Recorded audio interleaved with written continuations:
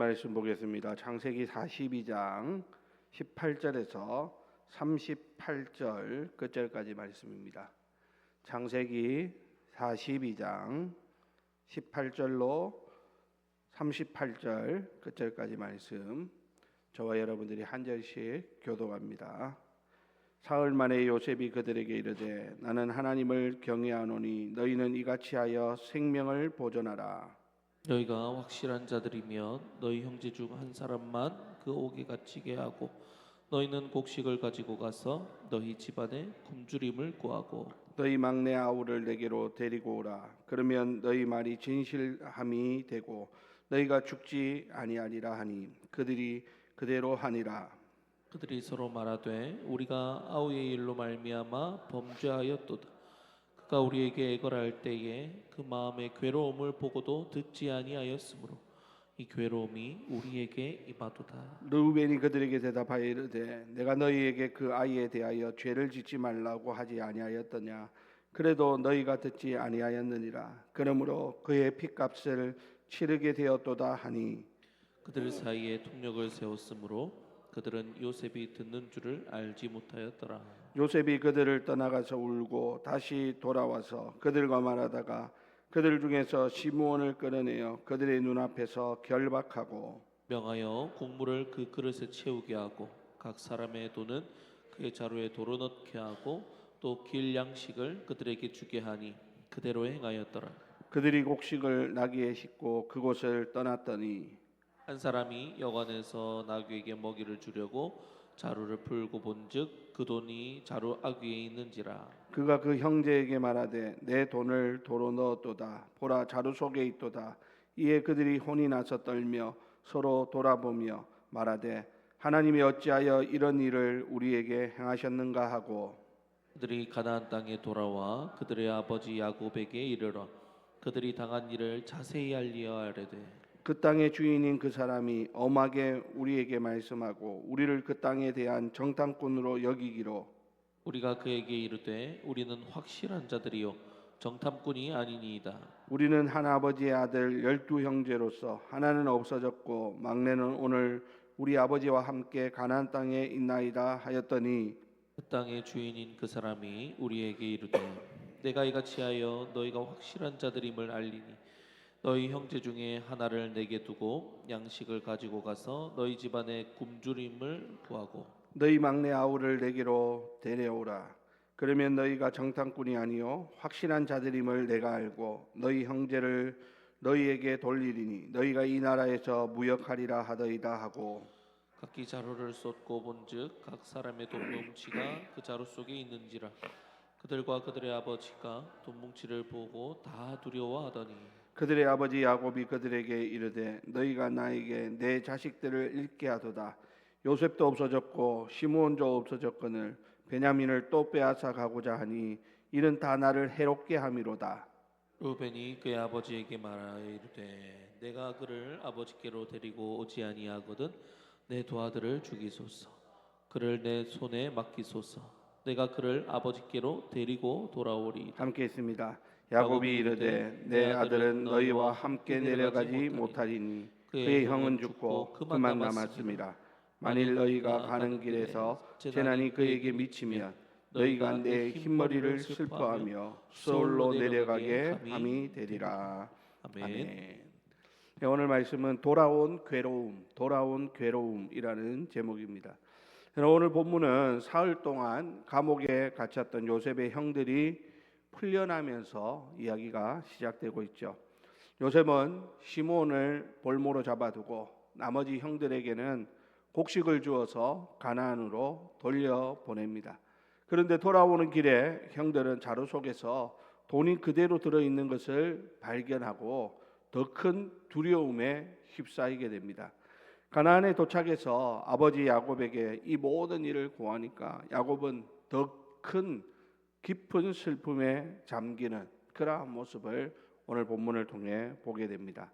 여러분, 오늘 이 본문은 오래전에 지은 죄가 어떻게 현재의 괴로움으로 돌아오고 있는지, 그리고 그 괴로움 속에서 하나님이 어떻게 역사하는지를 우리에게 보여주는 본문이라고 할 수 있겠습니다.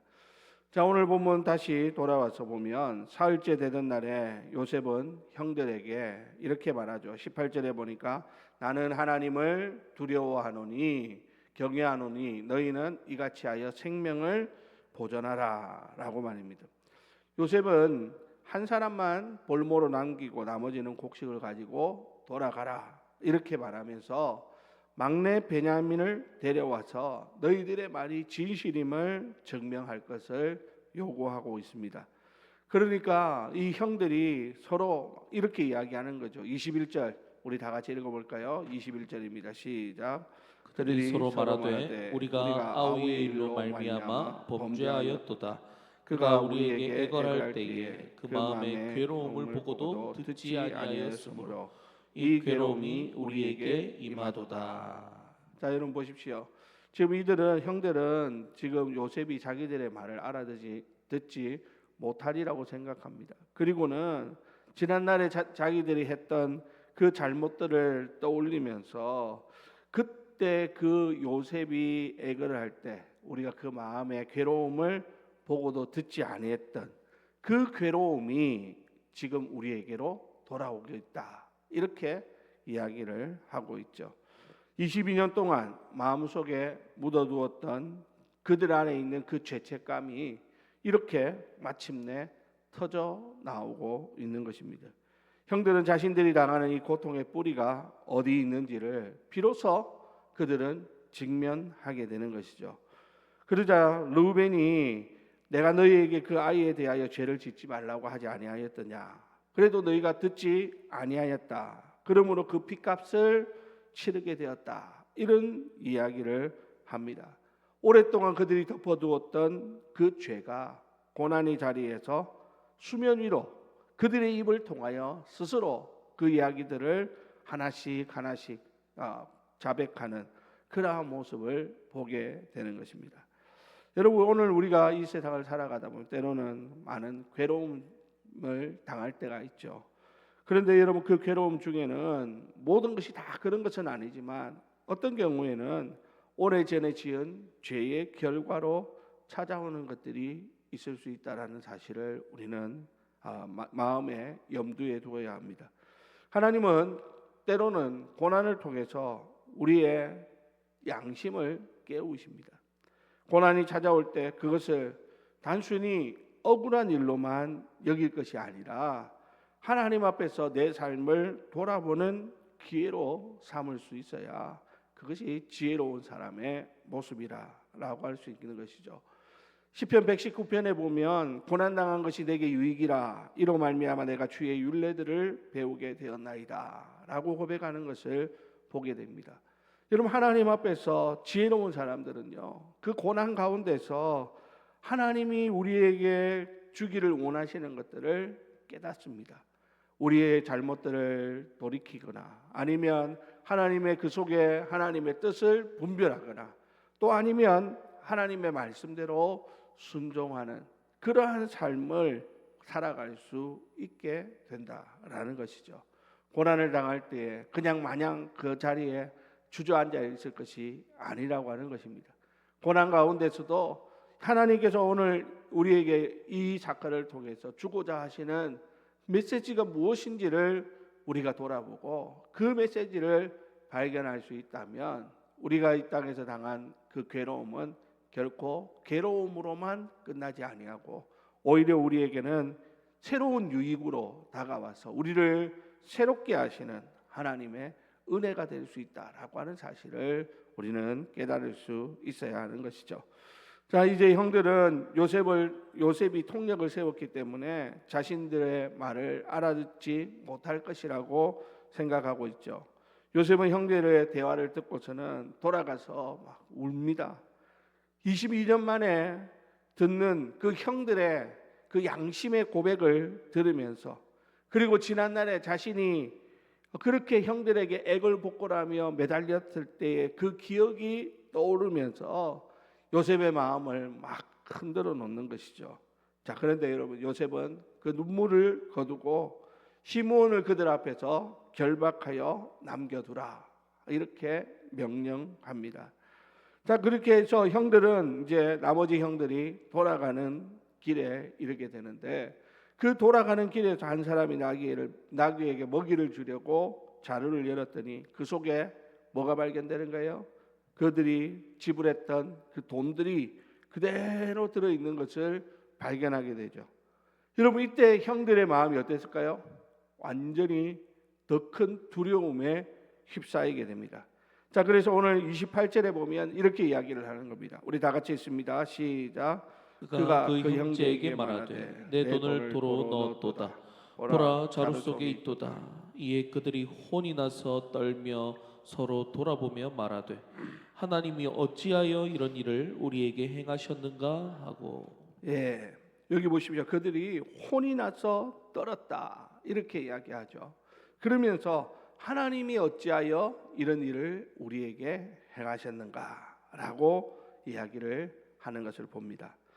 여러분 보십시오. 그들이 지금 이 돈은 뭡니까? 양식값으로 지불한 돈입니다. 그런데 그 돈이 그대로 자기들에게 돌아왔다는 것이죠. 여러분, 우리가 알다시피 이것은 요셉이 몰래 형들의 자루에 돈을 되돌려 놓았다라고 하는 것입니다. 형들도 그것을 알아야 되는데 그것을 알지 못하죠. 그런데 그들은 이 돈이 어떻게 해요? 그들에게 또 다른 두려움의 원인이 되고 있더라라고 하는 것입니다. 여러분, 그렇습니다. 죄의 무게를 짊어진 사람들에게는 어떤 선한 일도 두려움으로 다가온다라고 하는 것이죠. 죄의 짐을 벗어버리지 못하면은 항상 모든 것이 두려움 가운데 휩싸일 수밖에 없다라는 것이죠. 다른 사람이 우리에게 호의를 베푸는 것도 그 죄의 이 문제를 해결하지 못한 사람은 그것을 호의로 받아들이지를 못합니다. 오히려 그것이 자신에게 더 큰 두려움으로 다가오게 되는 것이다라는 겁니다. 양심의 가책에 있는 자는 아무 이유 없이도 두려움에 사로잡히는 것을 성경은 이렇게 말씀합니다. 잠언 28장에 보니까 악인은 쫓아오는 자가 없어도 도망하나 의인은 사자같이 담대하니라 라고 말합니다. 악인들은요, 뒤에 누가 쫓아오지 않아도 늘 도망다닙니다. 늘 불안합니다. 늘 뒤를 돌아봅니다. 혹시라도 누군가 나를 어떻게 할까 싶어가지고 두려움 가운데 살아간다라는 것이죠. 하지만 하나님 앞에서 의인으로 인정받은 사람들은 어떻습니까? 사자같이 담대하다는 것이죠. 어떤 문제 앞에서도 흔들리지 않습니다.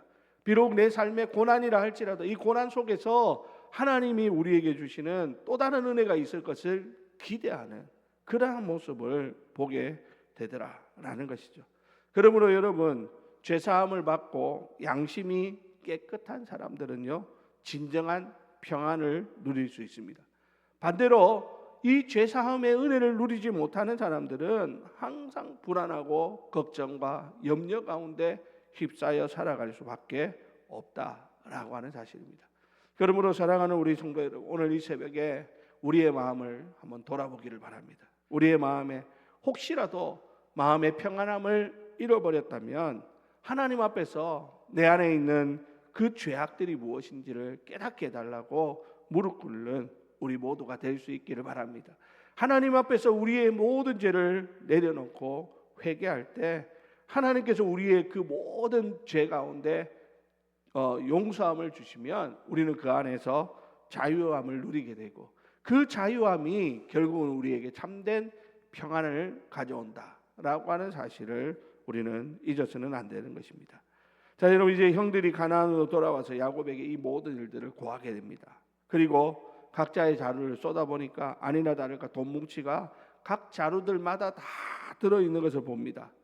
야곱과 형들은 이 모습을 보면서 다 한결같이 두려움에 떨게 되죠. 그러면서도 야곱은 탄식합니다. 36절에 보니까 너희가 나에게 내 자식을 잃게 하도다. 요셉도 없어졌고 시몬도 없어졌거늘 베냐민을 또 빼앗아 가고자 하니 이는 다 나를 해롭게 함이로다 라고 말합니다. 여러분 생각해 보세요. 야곱의 그 심정을 말입니다. 야곱의 그 심정은 지금 그 사랑하는 아들 요셉을 잃은 것만 해도 큰데 지금 시므온도 볼모로 잡혀 있죠. 거기다가 지금 베냐민도 하나밖에 없는 그 마음에 남아있는 그 사랑하는 아들 이 베냐민도 또 빼앗기게 되었으니 요셉의 그 마음이 얼마나 괴로웠을까 하는 것입니다. 그러니까 이제 르우벤이 이렇게 말합니다. 37절에 보니까 내가 그를 아버지께로 데리고 오지 아니하면 내 두 아들을 죽이소서 하면서 자신을 믿고 베냐민을 좀 데리고 가야 되겠다라고 이야기를 합니다. 하지만 여러분, 야곱은 어떻게 합니까? 거기에 대해서 거절하죠. 자, 38절에 보니까 이렇게 말합니다. 내 아들은 너희와 함께 내려가지 못하리니 그의 형은 죽고 그만 남았음이라 라고 말합니다. 여러분, 우리는 여기서 야곱의 이 모습에서 죄의 결과가 얼마나 오랫동안 얼마나 깊게 그 가정을 괴롭히고 있는가 하는 것을 보게 됩니다. 야곱은 보십시오. 형들의 그 죄로 인한 고통이 이제 아버지 야곱의 그 마음에 깊은 상처가 되어서 이런 탄식을 불러오고 있다라고 하는 것입니다. 여러분, 지난 22년의 세월이 흘렀습니다. 그러면 잊혀질 법도 한데 야곱에게는 그 상처가 여전히 아물지 않고 있더라라는 것입니다. 물론 이것은 요셉의 형들의 죄악이기도 하지만 또 한편으로는 또 뭡니까? 야곱이 그 형 에서에게 저질렀던 그 모든 그 욕심들에 의한 그 결과이기도 한 것이라고도 볼 수 있는 것이죠. 여러분, 그렇습니다. 죄라고 하는 것은요, 혼자만의 문제로 끝나지 않습니다. 반드시 주변 사람들에게까지 그 파장이 미치게 된다라고 하는 사실입니다. 하지만 동시에 우리는 이 모든 고통이 결국에는 어떻습니까? 하나님의 손안에서 회복됨을 우리는 기억해야 되겠다라고 하는 것입니다. 우리 안에 있는 어떤 고통과 슬픔과 아픔도 결국은 내 혼자 이것을 떨쳐버리려고 해서는 떨쳐버릴 수 있는 것이 아니라는 것입니다. 우리가 하나님 안에 들어갈 때, 하나님의 그 넓은 품 안에 우리가 안기게 될 때 하나님께서 우리의 그 상처난 마음을 어루만져 주시고 치료해 주시고 회복시켜 주시는 그런 은혜를 베풀어 주신다라고 하는 사실을 꼭 기억하시기 바랍니다. 여러분, 야곱이 모르는 것을 하나님은 알고 계셨습니다. 요셉이 살아있다라는 것, 이 모든 과정이 온 가정의 구원을 위한 하나님의 계획이라고 하는 사실을 하나님은 다 알고 계셨고 그것을 위해서 하나님께서 이 놀라운 일들을 이루어 가고 있는 것입니다.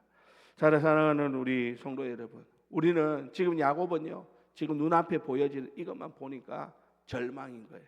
이것만 보니까 또 내 사랑하는 아들 베냐민을 잃게 되었다, 그렇게 생각할 수밖에 없습니다. 여러분, 이것이 우리 인간의 한계죠. 그러나 여러분, 보이지 않는 하나님의 손길을 보십시오. 하나님께서 이스라엘 백성들을 지금 애굽으로 불러오는 것은 그 가뭄의 그 고통 속에서 이스라엘을 건지기 위함이고 또 그 속에 또 다른 하나님의 놀라운 계획이 숨겨져 있다라고 하는 것을 우리는 알아야 하는 것입니다. 자, 이제 말씀을 마칩니다. 여러분, 오늘 본문은 돌아온 괴로움의 이야기입니다. 22년 전에 뿌린 죄의 씨앗이 형들에게 두려움으로 돌아오고 야곱에게는 깊은 탄식으로 돌아오고 있습니다. 그러나 여러분, 이 괴로움은 끝이 아니었습니다. 하나님은 이 괴로움을 통해서 형들의 그 무뎌진 양심을 깨우셨고 진정한 회개와 회복을 향한 그러한 놀라운 기회를 하나님이 열어주고 계시는 것이더라라는 것입니다. 사랑하는 우리 주일교회 성도 여러분, 혹시 지금 우리의 마음에, 우리의 삶 속에 돌아온 괴로움으로서 그 힘들어하는 분들이 있습니까? 그 괴로움이 하나님의 손안에 있다라고 하는 사실을 믿으시기 바랍니다. 하나님은 결코 우리의 그 고통을 허비하시는 분이 아닙니다. 그 괴로움의 자리로 우리로 하나님 앞에 다시 회개하게 하시고 그 회개의 자리가 하나님 앞에서 우리를 회복시키는 놀라운 축복의 자리로 변하게 될 것입니다. 그러므로 오늘 이 새벽에 그 믿음으로 하나님 앞에 엎드리시기를 바라고 하나님의 은혜로 오늘 이 하루를 또 넉넉히 이겨내는 하나님의 사람들이 다 되시기를 주님의 이름으로 간절히 축원드립니다.